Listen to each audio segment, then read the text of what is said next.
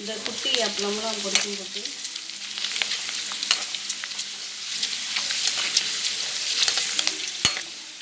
பாருங்கள், இந்த இது வந்து பொரியது லேட் ஆகும். அதனால் வந்து இதை கடைசியாக போடலாம். இவ்வளோ கலர்ஃபுல்லாக இருக்கு பாருங்கள்.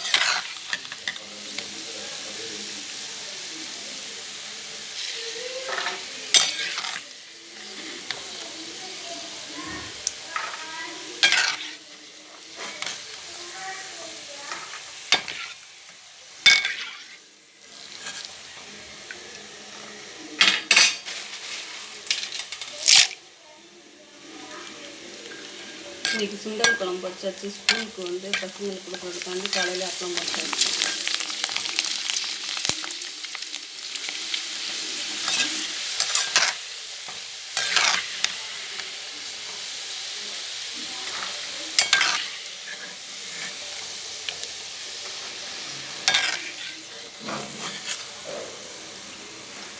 இந்த குட்டி அப்பளம் பொரிச்ச பின்னாடி தான் இது மாதிரி வந்து அப்பளம் வாங்கினீங்கன்னாக்கும் பொரிக்கணும். அப்போ தான் அந்த சூட்டுக்கும் நல்லா இது வந்து வரும் பாருங்கள். இதை ஃபஸ்ட்டு நம்ம போட்டோம்னாக்கும் நல்லா பொரியாது.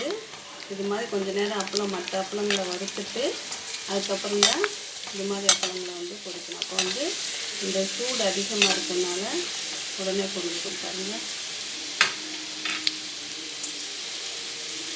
எல்லோரும் வந்து சாப்பிட்லாம். இன்றைக்கி எங்கள் வீட்டில் வந்து சுண்டல் குழம்பு, அப்பளம், லஞ்சுக்கு, காலையில் இட்லி. பாய்ங்க.